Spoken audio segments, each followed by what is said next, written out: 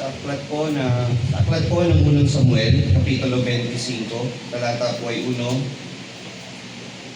hanggang 3. At namatay si Samuel at nagpipisa ng buong Israel. At pinanagbuyan siya at inilibing siya sa kanyang bahay sa Rama. At bumangon si David at lumusong sa ilang ng Paran. At may isang lalaki sa Maon na ang pag-aari ay nasa Carmelo at ang lalaki ay lubhang dakila. At siya'y mayroong 3,000 tupa at 1,000 kambing. At kanyang ginugupitan ng balahibo ang kanyang mga tupa sa Carmelo. Ang pangalan nga ng lalaki ay Nabal, at ang pangalan ng kanyang asawa ay Abigail. At ang babae ay matalino at may magandang pagmumukha. Ngunit ang lalaki ay masungit at masama sa kanyang mga gawa, at siya'y supling sa sangbahayan ni Caleb. Pagpapala kung sumatin sa muling pagkarinig ng kanyang mga banal na salita. Good morning po mga kapatid. Isang mapagpalang araw muli ang pinagkaloob po sa atin ng ating mahal na Panginoon. Upang tayo po ay sa unang araw ng isang linggo ay makapagpuri at makapagluwalhati sa kanyang banal at malinis na pangalan. Ngayon din mga kapatid, puri ng Panginoon sa ating mga papuring awit na ating kung sinagawa sa pasimula po ng ating gawain, sa mga binigay po na tanging bilang ng ating mga kapatid at sa isang mabungong pag-aaral po na ating natumayan po kaninang umaga sa panahon ng pagtuturo. God bless ba tayo mga kapatid? Amen. Marami po ba tayong natutunan? Amen. Puri ng Panginoon. Sa mensahe naman po mga kapatid, ating tunghayan ang pagpapatuloy po ng ating serye mula po sa unang Samuel. Sa aklat po ni Samuel sa kanyang unang aklat, unang Samuel, nasa chapter 25 po tayo. Ilang kapitulo na lang, 26, 27, 28, 29, 30, 31, 6 na kapitulo, tapos na natin yung unang Samuel. Palagi ko mga kapatid, hindi ko po alam kung noon, kung di pa po buhay po. Meron na po bang nagsagawa ng serye po na tinatapos yung aklat noon? O ngayon pa lang po ninyo natunghayan? Gawin po natin ito mga kapatid hanggang hindi pa dumarating ang Panginoon. Habang inintay po natin siya, tapusin po natin yung Biblia sa bawat kapitulo ng ating pag-aaral. Sabi kasi sa kasulatan, saliksikin nyo ang mga kasulatan, sapagkat iniisip nyo na sa mga iyon ay mayroon kayong buhay na walang hanggan. At ito ang nagpapatotoo tungkol sa akin. So kung iniisip natin ang Biblia ay nagpapatotoo tungkol sa Panginoong Diyos, kilalanin natin ng Diyos ang magitan ng kanyang mga kasulatan. So the best way na magagawa natin yun is basahin talaga natin yung bawat talata at bawat chapter, himayin natin, tingnan natin anong sustansya ang ating makukuha. At sa pagkakataong ito, sa chapter 25 ng unang Samuel, tuhayan natin ang isang kasaysayan na bihira din pong mabasa. Napaka po nito mga kapatid. Napaka ganda ng kasaysayan po nito. Alam niyo po ba trivia, dito hinango po yung Beauty and the Beast. Sa aklat po na ito. Tingnan niyo sa verse 3. Ang pangalan ng lalaki ay Nabal. At ang pangalan ng kanyang asawa ay Abigail. So may mag-asawa si Nabal at si Abigail. Ano po ang karakteristik ni Nabal? Ang pangalan ng kanyang asawa ay Abigail. Ang babae ay matalino at may magandang pagmumukha, beauty. Ngunit ang lalaki ay masungit at masama ang kanyang mga gawa. Minsan Beauty and the Beast. Yan. Pero syempre, alam niyo naman ang fairy tale, ina-exaggerate ang mga bagay-bagay para magkaroon ng sarili siyang storya na original. Pero more or less, dyan din po siya ino.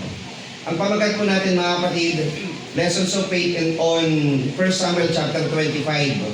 Pagbabago sa buhay ni David, ni Nabal at ni Abigail.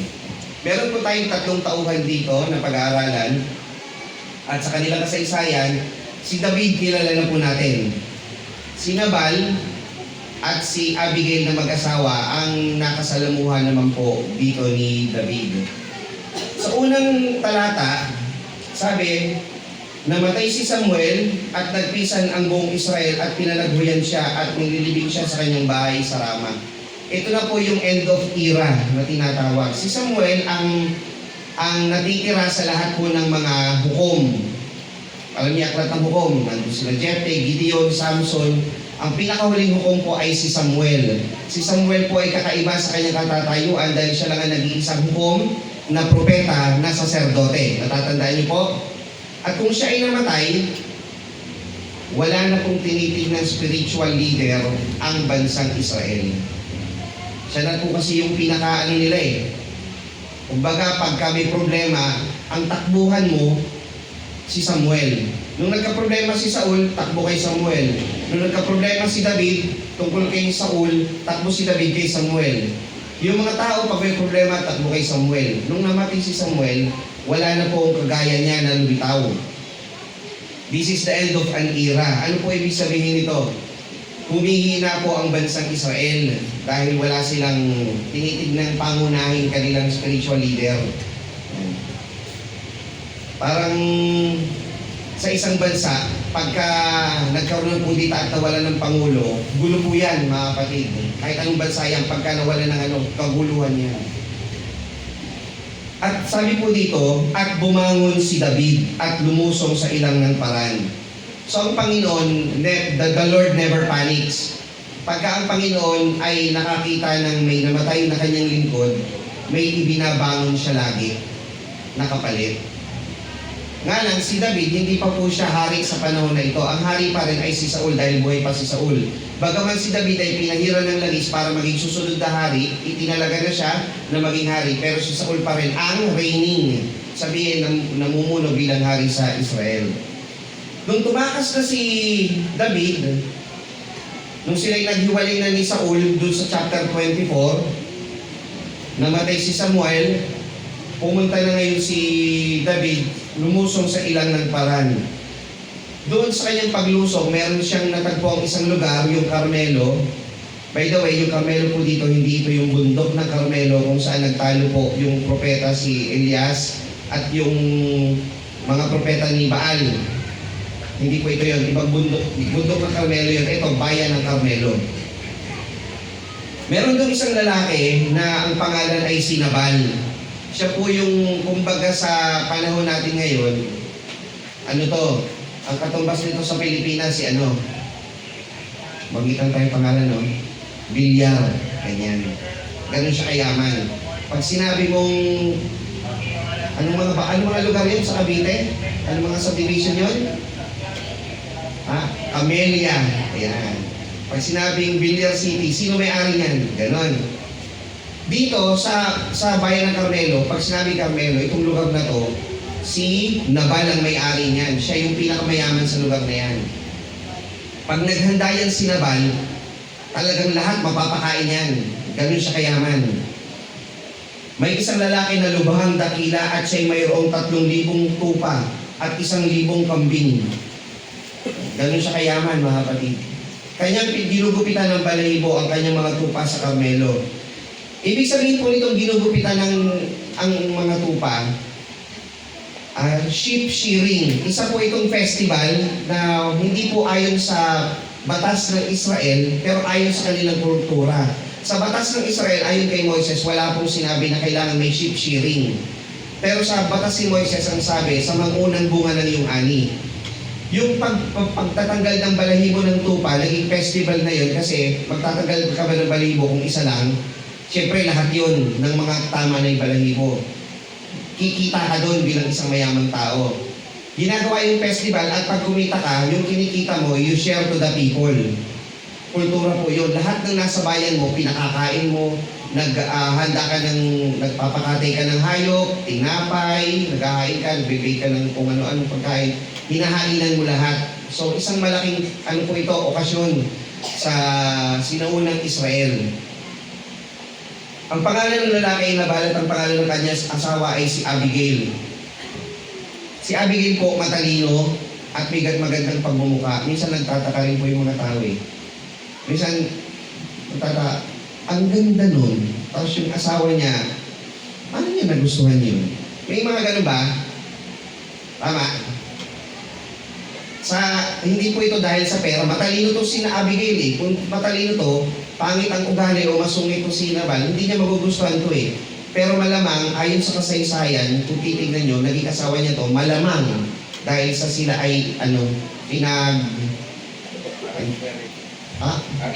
arrangement, arranged wedding na tinatawag. Kagaya ni Isaac, naging asawa niya si Rebecca, pero hindi naman niya talaga niligawan.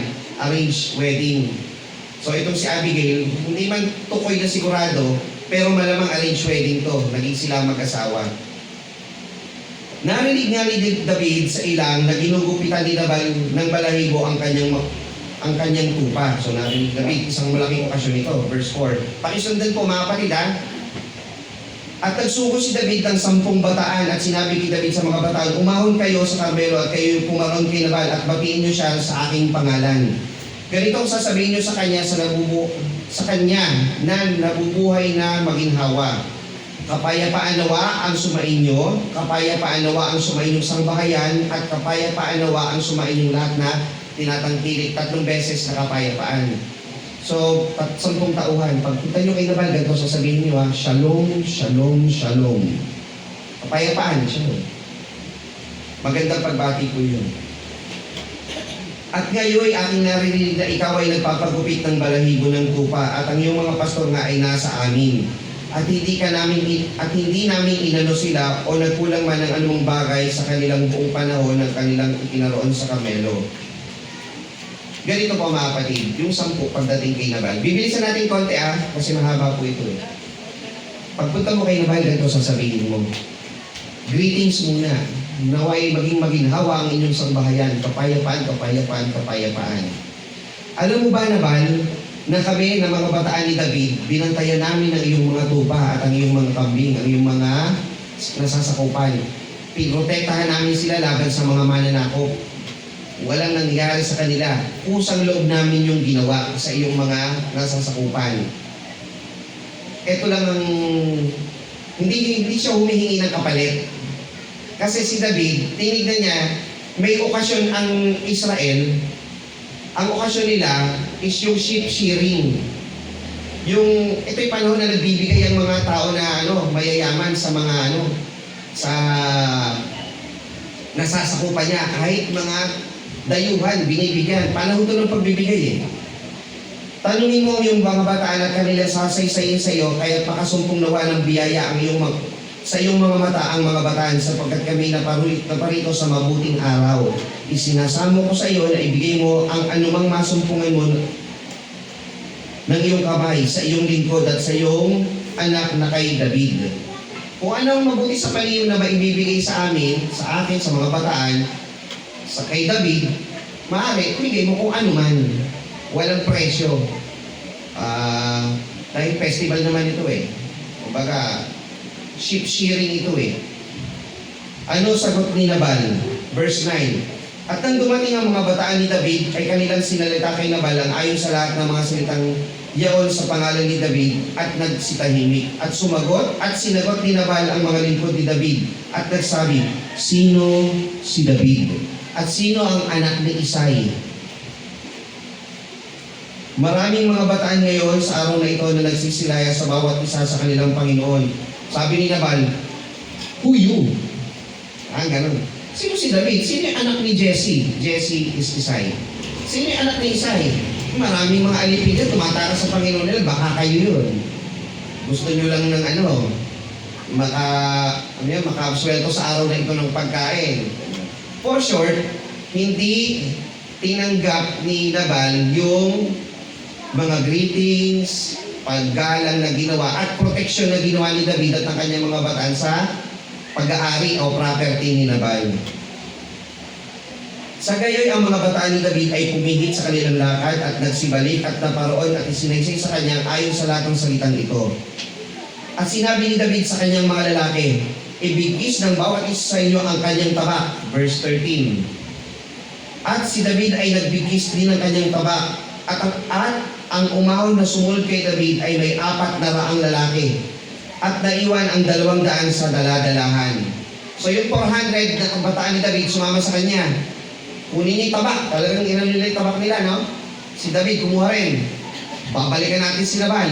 Yung 200 maiwan, bantayan yung gamit naman natin. Ngunit isinaysay ng isa sa mga bataan kay Abigail na asawa ni Nabal na sinasabi, narito si David ay nagsugo ng mga sugo mula sa ilang upang bumati sa ating Panginoon at kanyang tinanggihan. Ngunit ang mga lalaki ay napakabuti sa amin. Sabi ng bataan ni Abigail at ni Nabal, pumunta ngayon. Siyempre, natakot to eh. Sasalakay si David, punta siya ngayon kay Abigail. Ngunit ang lalaki ay napakabuti sa amin. Hindi kami sinaktan o nagkulang man ng anumang bagay habang kami ay nakikisama sa kanila nang kami ay nasa parang. Sila'y naging kuta sa amin sa gabi at gayon din sa buong araw, buong panahon kami pinaroroon sa kanila sa pag-aalaga ng mga tupa. Mabait yung mga to. Abigail. Abigail. Pupunta si David, galit. Mababait yung mga bataan nila. Sila yung naging protection. Kung may sasalakay sa amin, sila yung nagiging bantay namin. Ngayon, sasalakay sila sa atin. Sila yung naging kuta sa amin. Verse 17. Ngayon nga'y iyong alamin at dilidilihin kung ano yung gagawin, sapagkat ang kasamaan ay pinasyalaban sa ating Panginoon. Yung Panginoon ko ay sinaban. At laban sa kanyang buong sangbahayan, sapagkat siya'y isang hamak na tao na sino man hindi makapakiusap sa kanya. Trivia mga kapatid, ang ibig sabihin ng pangalang Nabal ay fool, hamak, mangmang, hangal. Pero sa English po niyan, mas malinaw. Kung matitignan po natin kapatid, tignan nyo yung verse 17, yung hamak na tao, ang ibig sabihin po nun sa English, son of Belial. Indian. 17. Ayan. Such a son of Belial. Anak ng Diyos-Diyosan. Yan sinabal. Hangal. Ayan. Ang ibig sabihin naman ng pangalang Abigail, Abigail po mahahati sa dalawang salita, Ab or Aba means father. Yung Gail is joy. So, the joy of the father. Malamang yung tatay nito ni Abigail, wala pang anak na babae, nagkaroon ng anak na babae, natuwa. Nagkaroon ako ng anak na babae, naging katuwaan sa kanya, pinangalanan niyang Abigail. So, yun yung istorya ng mga pangalan nila. Yung Nabal, malamang po ay hindi niya talagang pangalan. Maaari yung pangalang Nabal ay mula pagkabata, taguli na sa kanya yun. Ito, hangal. So, Nabal. Hindi na lang pinalagay kung ano yung unay niyang pangalan. So, kadalasan, si Nabal, ganun. Parang sa atin, sino daw? Si Pilay. Ganun. Naging yun ang katawagan. Ganun. Wala daw sino man na makapakiusap kay Nabal, kaya yung mga tao kay Abigail nagpupunta. Kasi si Abigail matalino. Madaling pakiusapan. At maaaring sa katangian, si Abigail ay may takot sa Diyos. Verse 18, nang magkakinagmadali si Abigail at kumuha ng 200 tinapay, 2 balat ng alak, 5 handang tupa, 5 takal na trigo na sinangag, 100 kumpol na pasas, 200 binilong igos, at ipinagpasan sa mga asno. Tingnan niyo yung iniregalo ni Abigail. Nung nalaman niya ang istorya, kasi malamang itong si David, alam niya na tumakas to kay famous to si David, tumatakas to kay Saul, malamang yung 600 niya na tao, wala nang makain. Ganyan karami yung iniready niya para kay David. Palagay nyo sa 600, kakasya yan. Palagay ko kulang pa yan No? 600 na katao. Pero, kung para sa wala, ano maganda?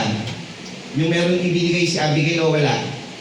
Wala, papatayin sila At sinabi niya sa kanyang mga bataan, magpauna kayo sa akin, narito, ako'y susunod sa inyo. Ngunit hindi niya sinaysay sa kanyang asawang kay Nabal. Susunod ako sa inyo, hindi niya sinabi kay Nabal. At nagkagayon na samantalang siya'y nakasakay sa kanyang asno, ay lumusong sa isang kubling dako ng bundok at narito, si David at ang kanyang mga lalaki lumulusong na patungo sa kanya at sinalubong niya sila. Verse 21. Sinabi nga ni David, tunay na walang kabuluhang aking iningatan ng lahat ng tinatangkilik ng taong iyon sa ilang, na anupat hindi nawala ang anuman sa lahat ng nauukol sa kanya at kanyang iginanti sa akin ay masama sa mabuti. Tingnan mo yung asawa mo, si Nabal, protection na namin yung pag-aari ninyong lahat. Ang ginanti sa amin masama. Tingnan nyo mga kapatid, may papaunawa tayo. Di ba kayo nagtataka kay David? Si David, di ba, ano siya? The man after God's own heart. Pero bakit hindi lang siya napagbigyan ni Nabal? Ano na ang gusto niyang gawin sa bataan ni Nabal at sa kanyang buong sangbahayan? Patayin. Di ba kayo nagtataka doon? Mabuti si David, di ba? Pero bakit hindi lang siya napagbigyan sa kanyang hinihingi? Bakit si David, ang gaganti niya na agad, patayin ang buong lahi ni Nabal, pati mga bata, papatayin niya lahat yun. Walang lalaki matitira doon, kahit bata. Bakit ganoon po? Alam niyo bakit? Buti natanong niyo mga kapatid. Kasi po, si David ay gawa rin sa clay. Gawa rin sa alabok. Tao pa rin siya mga kapatid. Dumarating sa isang tao na nagkakasala din. Si David, ipinakikita dito, bagaman si David ay tao ng Diyos, hindi imposible na ang tao magkasala. Ang Biblia ay napakatapat. Ano ibig sabihin? Hindi ibig sabihin na basa nyo rito, si Saul ay pumatay sa mga Amelisita, kailangan kayo pumatay din. Ipinakikita na may panahon noon na nagpapatayan. Pinakikita lang yung tunay na nangyari sa istorya. Si David, ipinakikita yung tunay na katotohanan sa kanya na siya rin nagkakamali. Hindi siya talagang walang bahid kasalanan. Nagkakasala rin si David. Si David, na itinalaga ng Panginoon na maging hari, dumaranas siya ng pagtatagumpay. Dumaranas siya ng pagtatagumpay kay Goliath. Dumaranas siya ng pagsubok mula sa paulit-ulit na pagtatangka ng buhay sa kanya ni Saul. Dumanas din siya ng kasalanan sa pagkakataong ito na siya ay nagbalak pumatay. Bakit po? Kasi ang Panginoon hinuhulma si David para maging isang mabuting hari. Ipinararanas sa kanya ang lahat ng mga bagay. Kayo mga kapatid, para marating niyo ang langit natin ng bawat isa, hindi ipararanas sa atin ang puro mabuti. Mararanasan din natin mga kapatid na masubok tayo, madapa tayo, magkasakit tayo, pero ipararanas din sa atin ng Panginoon yung tayo bumangon, humingi ng tawad, at manalig sa Panginoong Diyos. Si David, dumanas din na siya nagkasala, pero sa katapusan po ng kapitulo, dumanas naman siya dito ng pagpapahinuhod, ng pagbabago ng kanyang pagkakamali. So, huwag natin pagkamali agad ng pangunawa. Kung si David, tao ng Diyos, bakit ganyan ang ano niya? Ibig sabihin, pwede rin tayo, hindi po ganon. Palinaw po mga kapatid, ang Diyos hinuhulman niya si David para maranasan yung pagiging isang magaling na hari.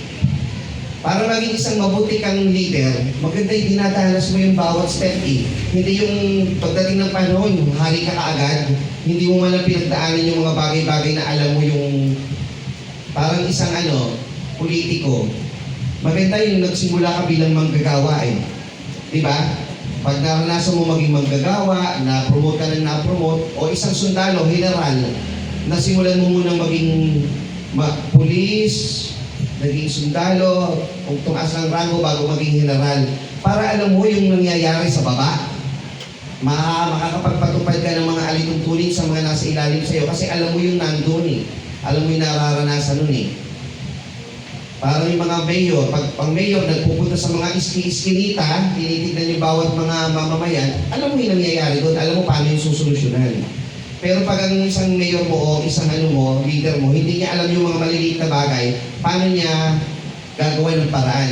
Ganun ang ginagawa ng Panginoon Diyos kay David. Hinuhulma niya, sukat magkasala si David para matutunan niya kung paano bumangon doon sa pagkakasala. Kuha pa mga kapatid. Okay. Nang magkagay nagpadali si Abigail, lumusong si David patungo sa kanya at sinabi ni David, tunay na walang kabulang aking iningatan ng lahat ng tinatangkilik ng tao iyon sa ilang, na ano ba't hindi nawala ang anumang ng lahat ng nauukol sa kanya at kanyang giganti sa akin ay masama sa mabuti. Verse 22. Katulad nawa ng Diyos ang mga kaaway ni David at lalo na kung ako'y mag-iwan ng labis sa lahat ng nauukol sa kanya sa pagbubuang liwayway, kahit isang batang lalaki. Sabi niya, katulad nawa ng Panginoon, walang kahit isang lalaking matitira sa bahay ni Nabal. Yun yung banta niya. At nang makita ni Abigail si David ay nagmadali siya, lumunsad sa kanyang asno at nagpatira pa sa harap ni David at yumukod sa kanya. Hindi po ibig sabihin sinamba niya si David, mga kapatid. Pinapakita lang na si Abigail yung kanyang gamitin natin yung word kanina, discernment. Nakita niya yung sitwasyon, nanganganib na yung kanyang buhay at buhay ni Nabal at ng kanyang sangbahayan.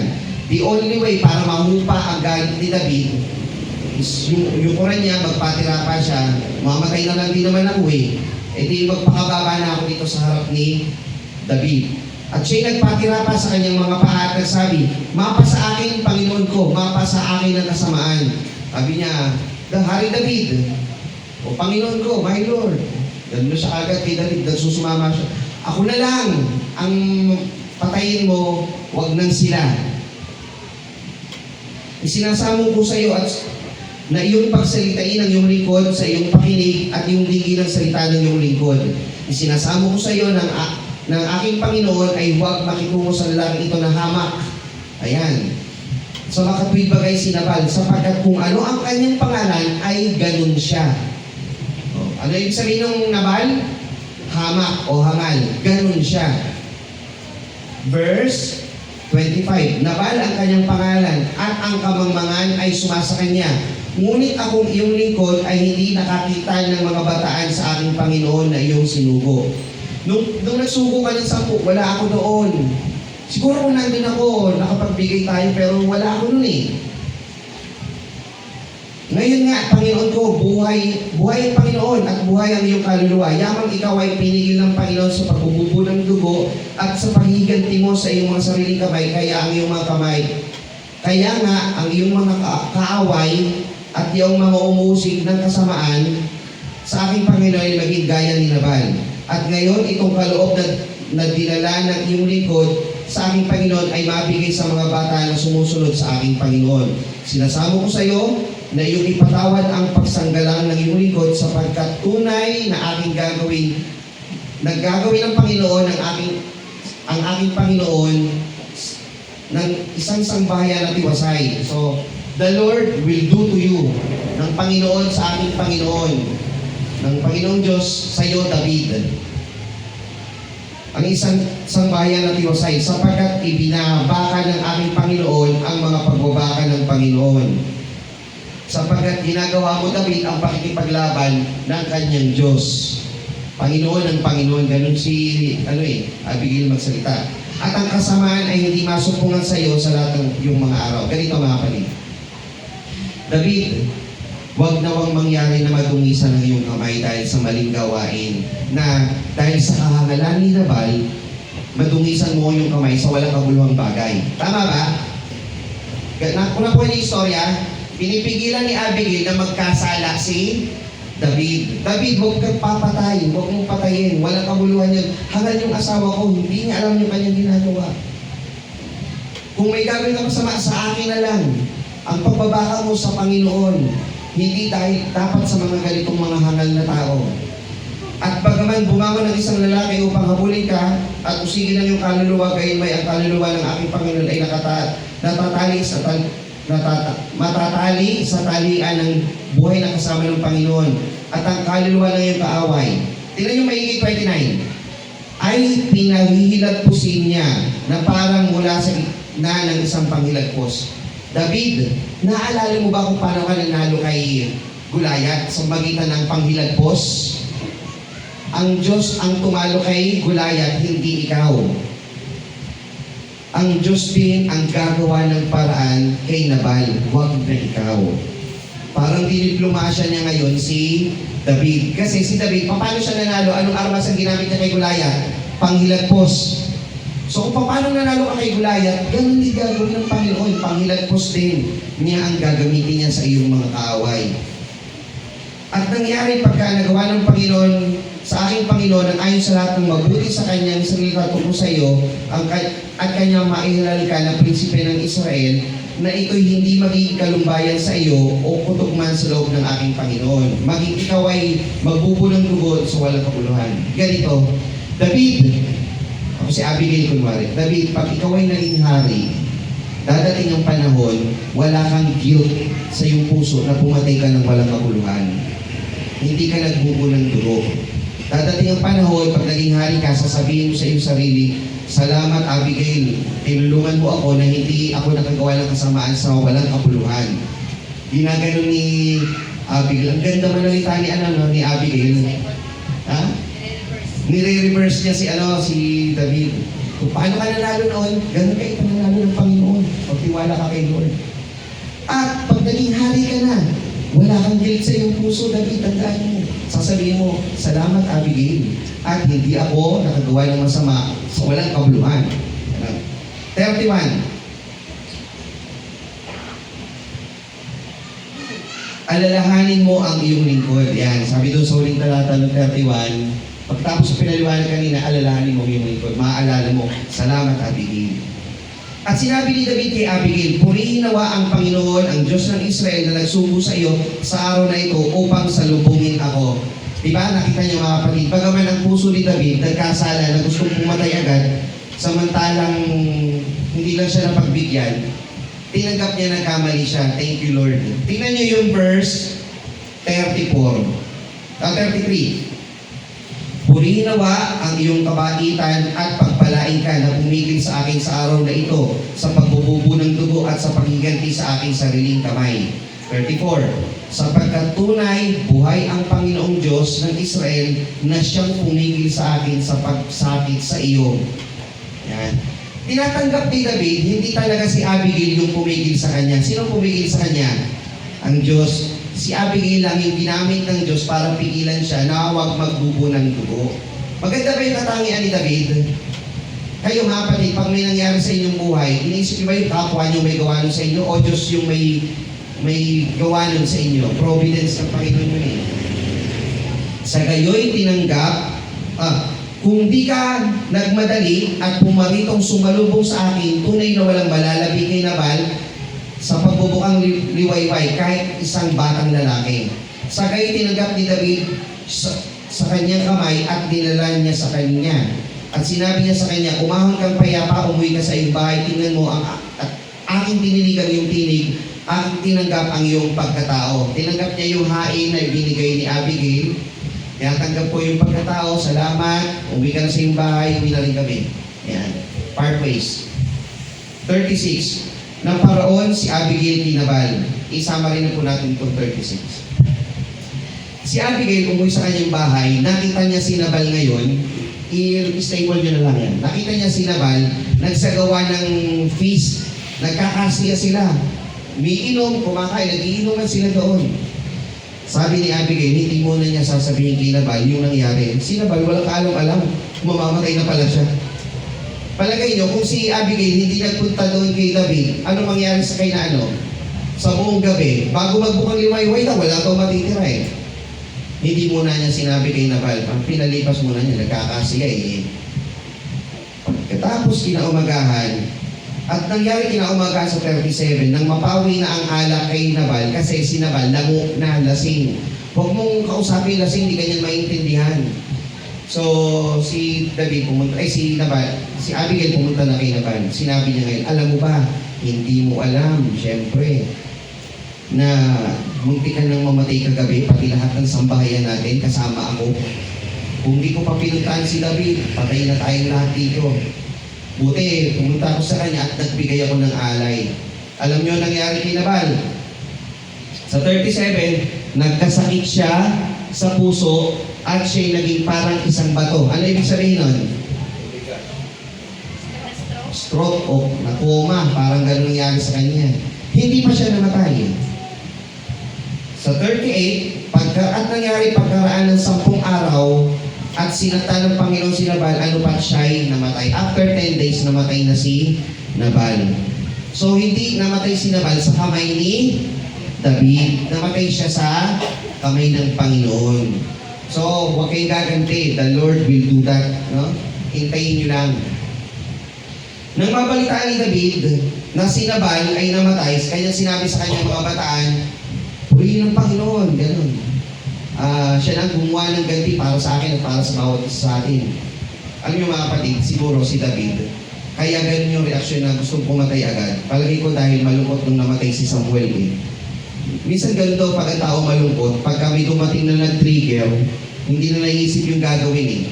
Alam mo, isa yun eh. Pagod ka na sa pagtakas mula kay Saul, gutom ka na, namatay pa yung tatay-tatayan mo na si Samuel, tapos binastos ka at saka yung mga bataan mo.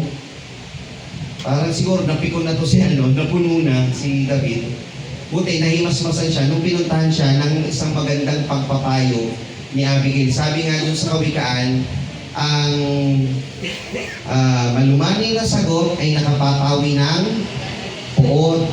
At ang nakapapawi naman, meron pang isa ay nakapapawi ng galit. So yun ang ginawa ni Abigail. So, malumanay na sagot ang ginawa niya. So naging malumanay si David. Ngayon, ang sabi ni David sa kanyang mga bataan, sabihin nyo sa mga kawal ni Abigail, nagpatay na si Nabal. Sabihin nyo kay Abigail, gusto ko siyang maging asawa. Pumunta ngayon itong si mga bataan ni David. Sinabi kay Abigail, inaanyayahan ka ni David na maging asawa na lang niya. Sabi ni Abigail, hindi ako marapat na maghugas sa mga paan ng iyong lingkod. Tapos ako, pinilit pa rin ni David. Gusto ka maging asawa ni David. Ginawa ni Abigail, 42, nagmadali si Abigail, bumangon at sumakay sa isang asno, sumama kasama ng 5 dalaga. Sinama niya. At meron pa nadagdag doon, kinuha din niya ni David si Ahinoam. Sa verse 43, si Ahinoam na taga Jezreel at kapwa naging asawa niya. So, si Abigail at si Ahinoam, kinuha niya doon sa lugar ng Carmelo. Nandun din taga Jezreel itong si Ahinoam. Kinuha niya at naging asawa niya. Verse 44, si Michal na unang asawa ni David, na anak ni Saul, kinuha na ni Saul si Michal, ibinigay sa iba. Ibig sabihin si Saul, parang kahit nagpatawa na tayo David, hindi pa rin kita tinatanggap, hindi na kita anak ngayon, yung anak ko na ibinigay ko sa iyo, papag-asawahin ko na yun sa iba, hindi na kita tinatanggap na anak ngayon. Ganun ang ginawa ni Saul. So ang asawa niya, 2, si Abigail at Ahinoam. May tanong sa isip, pwede ba yun? 2 ang asawa? Hindi po. Malinaw sa Biblia, sabi po, lalaki at babae magiging isang laman. Bakit po nakasulat to? Hindi ibig sabihin pinapayagan ng Diyos. Tapat lang ang Biblia na may nangyayari talagang ganun noon. Hindi ibig sabihin dapat gayahin. Mali po yun. Kahit lalo na yung kay Solomon na nag-asawa ng 500. 300 po. 1,000. Sorry. 1,000 po yung kanyang asawa. 700 na prinsesa at 300 na concubines si Solomon. Hindi ibig sabihin pwede. Sinasabi lang na tapat ang Biblia, may nangyayaring patayan noon, may nangyayaring asawahan na marami noon. Pero malinaw po Biblia, hindi po yun. Pero tatapik na lang po natin yan sa susunod. Ano po makukuha nating aral po dito sa unang Samuel Kapitulo 25? Dito mga kapatid, meron po tayong 4 na karakter na atin pong makikita. Si David, na iniuhulman ng Panginoon sa pagiging isang hari, ay dumaranas ng iba't ibang pagsubok bago siya maging hari. O, pag naging 30 years old na si David, doon siya magiging hari. 30 years old. So, dami niyang pagdadaanan. Si Nabal, isang hangal, mga kapatid, ay representasyon. Ito po kasi mga kapatid, bagaman isang, parang payan na kasaysayan lang noon. Meron po itong impact sa bagong tipan, lalo-lalo na sa buhay nating mga Kristiyano. Tapos ito niya, asan po doon? Yung providence. Siguro, pinakikita sa kasulatan, ang Diyos gagawa ng iba't ibang paraan para ituwid ang tao, turuan ng iba't ibang bagay. Mga aral na tungkol sa kadyusan, sa aral ng ituturo ng Panginoon. Tama po ba? Pero may papakita po ako sa inyo mga kapatid. Tignan nyo maigi, isulat nyo, tutukan nyo lang maigi. Ito pong unang Samuel Kapitulo 25 ay pagpapakita ng isang doktrina na may kinalaman sa tao sa harap ng Panginoon. Ang Panginoong Diyos ay meron pong foreshadow na tinatawag na si David. Si David parang siya yung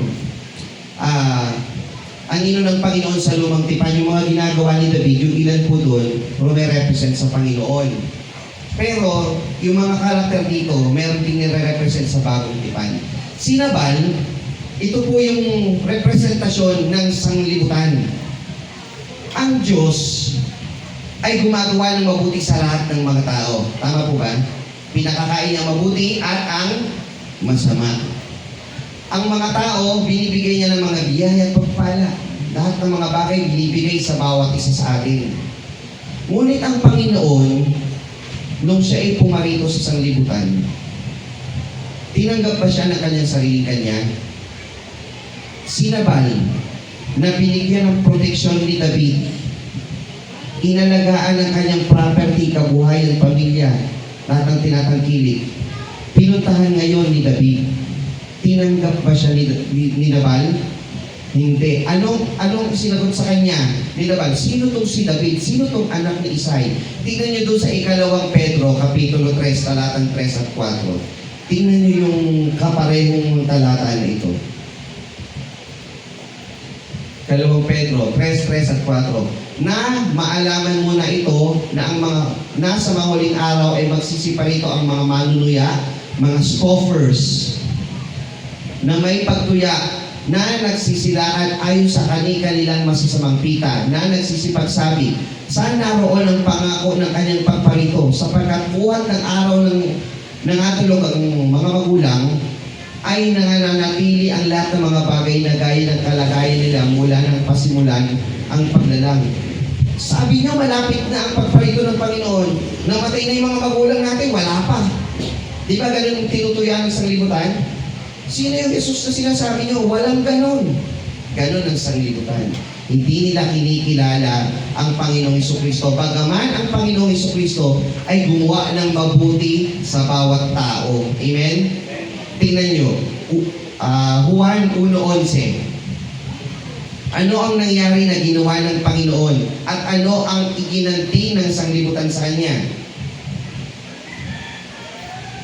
Juan 1:11. Siya'y naparito sa sariling Kanya at siya'y hindi tinanggap ng sariling Kanya. Tama po ba kapareho ni Nabal? Ano ginawa ni Nabal? Hindi niya tinanggap. Nangangalib buhay niya. Nagsaya pa. Nag-party-party pa yun. Lango sa alak, di niya alam na lalapit na yung kanyang araw. Pero, may dumating. Sino po'y dumating? Itong si Abigail. Itong si Abigail, bagaman siya'y babae, naging representasyon naman ng isang mediator. Nag-intercede na magitna mula kay David na nagpoporsyado sa Diyos at kay Nabal na nagpoporsyado sa sanglibutan. Ano ang ginawa ni Abigail? Verse 18. Unang Samuel 25:18. Pansinin niyo maigi mga kapatid, yung detalye ng pagkakasulat. Tingnan niyo maigi mga kapatid ha. Basa. 25:18. Nang magkagayoy nagmadali si Abigail, ang Panginoong Jesucristo nagmadali, nagkatawang tao. Ano ang inihain ng Panginoon? Kumuha ng tinapay at 2 balat ng alak. Ano yung tinapay? Ano yung alak? Saro. Inihandog ng Panginoong Jesucristo ang kanyang buhay. Namatay sa bawat saging para tayo hindi mamatay. Para si David, kung si Nabal sana, magkaroon ng pagkakataon. Nakita nyo yung kapareho? Si Abigail, handang mamatay. Sabi niya, David, ako na lang ang mamatay. Huwag na lang sila.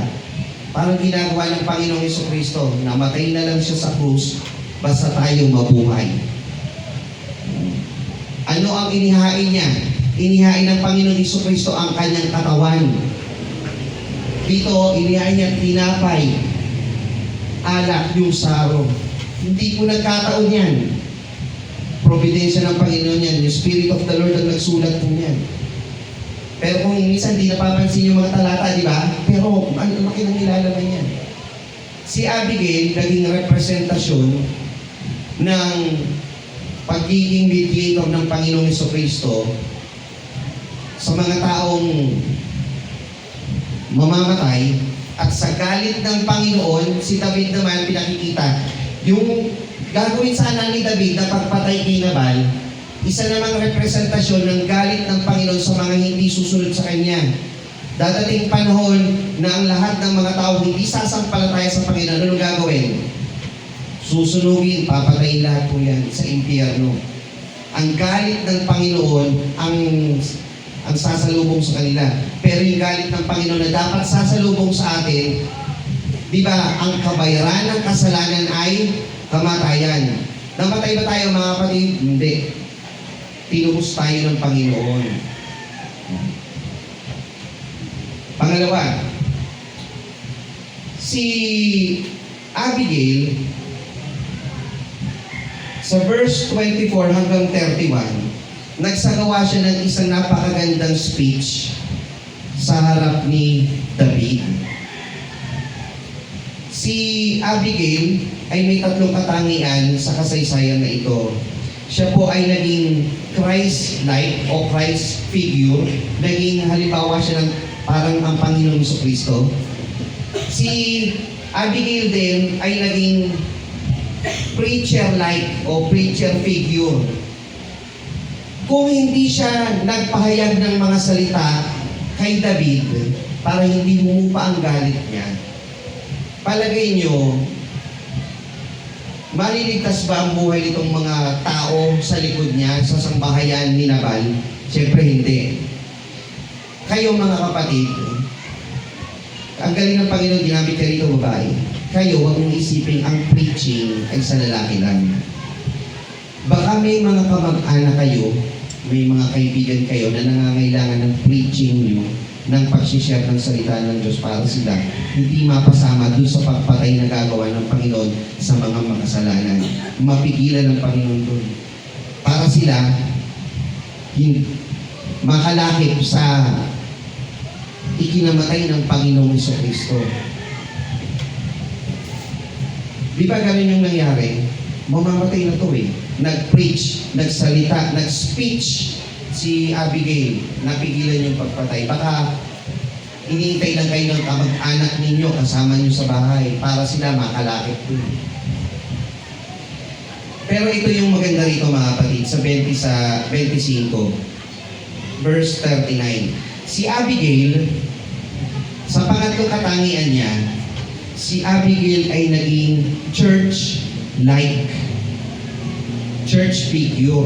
Bakit po? Ganito yun mga kapatid. Si David ay naparito para ibukso yung kanyang galit sa sambahayan ni Nabal.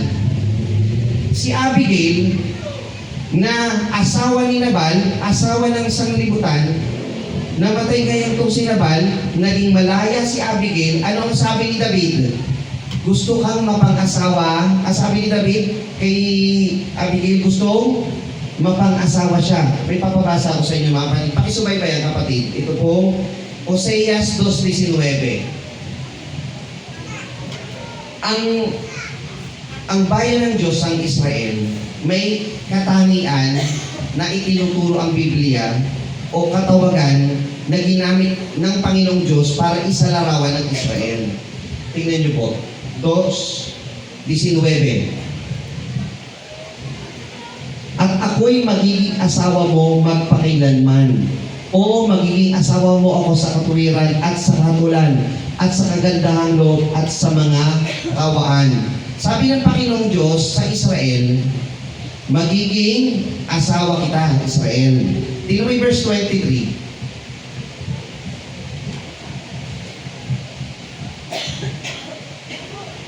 Verse 23. At aking itatatag siya para sa akin sa lupa, at ako'y magdadalang habag sa kanya na hindi nagtamo ng kahabagan. At aking sasabihin sa kanya na hindi ko bayan, ikaw ay magiging bayan, at siya'y magsasabi, ikaw ay aking Diyos. So yung Abigail, bukod siya Christ-like na naging mediator, parang church siya. Hindi siya bayan ng Diyos, hindi siya asawa ng Panginoon, asawa siya ni Nabal. Pero itong si Abigail, magiging asawa ni David. Ang Israel, magiging asawa daw ng Panginoong Diyos. Yung hindi bayan, magiging kanyang bayan. Tingnan mo yung Isaiah 54:5. Tingnan nyo itong maiging mga kapatid ha. Ito yung isip nyo rito. May mapatutunayan kayo rito. 54:5. Diyos po ang nagsasalita, magiging asawa daw niya ang Israel. Sapagkat ang may lalang sa iyo ay iyong asawa. Ang Panginoon ng mga hukbo ay kanyang pangalan. At ang banal ng Israel ay yung manlulubos. Ang Diyos ng buong lupa, tatawagin siya. Yung manlulubos, yung may lalang, yung Diyos na makapangyarihan, yun yung magiging asawa ng Israel. Tama po ba? Ngayon, tingnan naman natin yung Apokalipsis 21, 19:7 muna. Apokalipsis 19:7. Tayo mga galak at tayo mga sayang mainam sapagkat siya ating luwalhatiin, sapagkat dumating ang pagkakasal ng kordero at ang kanyang asawa ay nahanda na. Kanina, yung Diyos na may lalang ang magiging asawa ng Israel. Dito yung kordero na. Ano yun? Kung dalawa o magkaiba yung kordero at yung may lalang, sino sa kanila ang magiging asawa ng church? Malibang tanggapin mo na yung may lalang at yung kordero ay iisa. O, napatunayan yung mga kapatid, bahagi pa ng kadyusan. Mapatutunayan nyo sa pagsasaliksik ng kasulatan kung sino talaga ang Panginoong Jesucristo. Yung kordero na naghanda ng kanyang buhay at tubusin yung ating mga kasalanan, siya yung ikakasal na magiging asawa ng iglesia. 7, tingnan nyo sa 8. At sa kanya'y ipinagkaloob na damtan ng kanyang sarili ng mahalagang lino, makintab at tunay, sapagkat mahalagang lino ay siyang matuwid na gawa ng mga banal. Tingnan nyo naman yung 21:2 ng Apokalipsis. At nakita ko ang bayang banal, ang bagong Jerusalem, na nananaog mula sa langit buhat sa Diyos, na nahahandang gaya ng isang babaeng kasintahan na gagayak ang talaga sa kanyang asawa. So sa mga magtatagumpay, mga kapatid, representasyon ni Abigail. Si Abigail, church-like, tinitignan niya na ang David na ito, papunta na may galit. Pagka may galit ang Diyos, matakot ka. Sambahin mo yung Diyos para hindi ka niya patayin. Kayo mga kapatid, gusto nyong mapunta sa ikalawang kamatayan? Siyempre, ayaw. Ano dapat nyo gawin? Matakot kayo. Anong dapat natin gawin? Pag natakot tayo, sambahin natin ang Panginoong Diyos sa ating buong puso. Magpatira pa tayo sa Kanya upang tayo makasama at pagdating ng panahon, maging asawa ng Panginoon. Kukuhanin tayo ng Panginoon gaya ni David na pagkuha niya kay Abigail na kanyang maging asawa. Nakikita niyo yung conversion? Hindi po basta kasaysayan ito, mga kapatid. Isang magandang panulat ng Espiritu ng Panginoon sa paglalahad ng kasaysayan kay David upang ipakilala kung sino yung nag-iisa at tunay na Diyos na kukuha sa atin pagdating ng panahon. Pagiging tayo asawa ng Panginoon, madadamtan tayo ng mapuputing damit na yun yung ating mga mabubuting gawa. Dito sa pagkakataon ito, mga kapatid, ang mga tao kagaya ni Nabal sa Ecclesiastes 8:11. Sabi ng mga tao, may kasabihan ng mga tao ang masamang damo, matagal mamatay.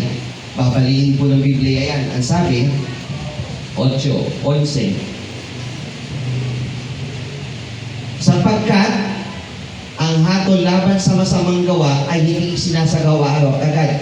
Kaya ang puso ng mga anak ng mga tao ay lubos na nalalaga sa paggawa ng kasamaan.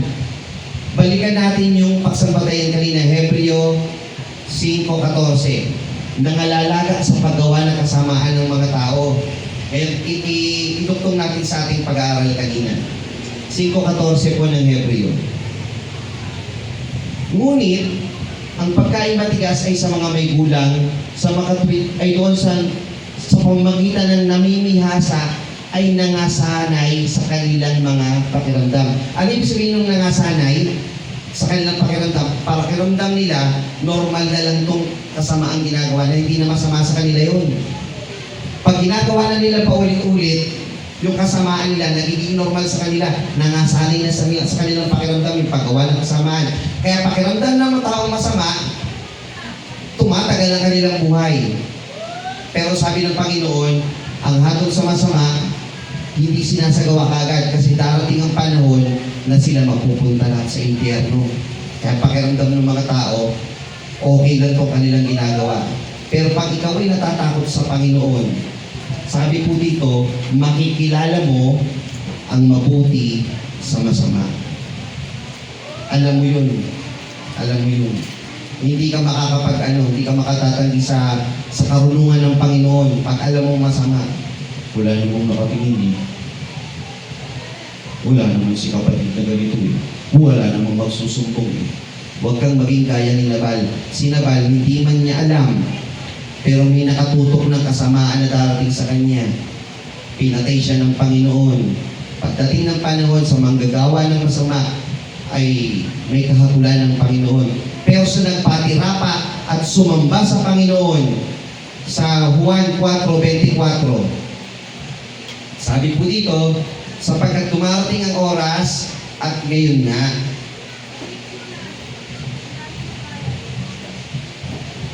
23 muna.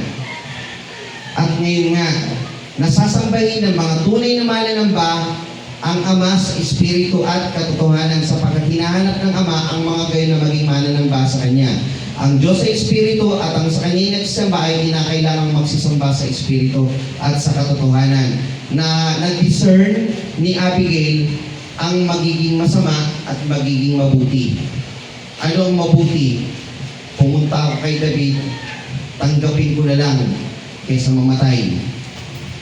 Pero ano nangyari sa kanya? Dahil hindi niya iningatan yung kanyang buhay, nagkaroon pa siya ng kanyang buhay. Pero sa nag-iingat ng kanyang buhay, kamatayan naman ang nangyari sa kanya. Tayo mga kapatid, sa pag-aaral natin ng Biblia, marami po tayong matututunan.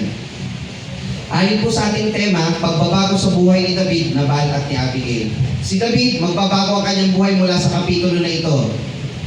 Siya po ay dumanas ng problema, sakit, kasalanan, dumating naman sa kanya yung pagbabago.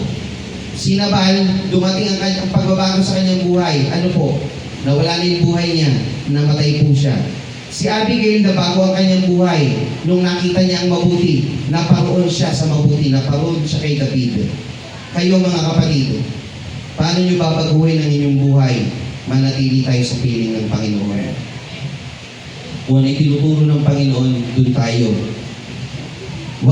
Huwag natin dayain yung ating sarili. Nasa Diyos ako, pero wala ako sa pagkakatipon sa Panginoon. Dinadaya natin ang ating mga sarili.